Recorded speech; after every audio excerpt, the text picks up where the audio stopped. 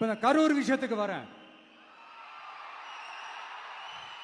கரூர்ல என்ன நடந்ததுன்னு அந்த கரூர் மக்களை கேட்டாலே புட்டு புட்டு புட்டு வைப்பாங்க. ஏன் மேல பழிய தூக்கி போடுறீங்க? என்னமோ நாங்க அரசியலே பண்ண மாட்டோம், இந்த விஷயத்துலலாம் நாங்க அரசியலே பண்ண மாட்டோம் வீடியோ போட்டுவிட்டு போய் சட்டசபையில் உட்காந்துக்கிட்டு ஏன் மேல பழிய தூக்கி போடுறீங்க? லேட்டா வந்துட்டாருன்னு போலீஸ் கொடுத்த டைம்ல நாங்க இருந்தேன். நாமக்கல்ல இருந்து கரூர் வர வழியில இருந்த மக்கள் எல்லாரையும் நான் என்ன அம்போன்னு விட்டுட்டு வர சொல்றீங்களா? நாமக்கல்ல இருந்து கரூருக்கு நான் எப்படி வந்தேன், எவ்வளவு நேரத்துல வந்தேன், உலகமே லைவ்ல பார்த்துக்கிட்டு இருந்தது. வாய் கூசாம ஏன் மேல பழி தூக்கி போடுறீங்க? ஒரு மனசாட்சின்றது வேணா? சரி, நீங்க தான் எதுவுமே பண்ணல சார்.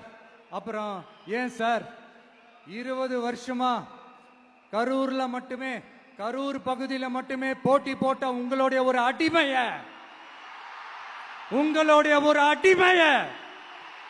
ஏன் கோயம்புத்தூர் வரைக்கும் ஓட வச்சீங்க?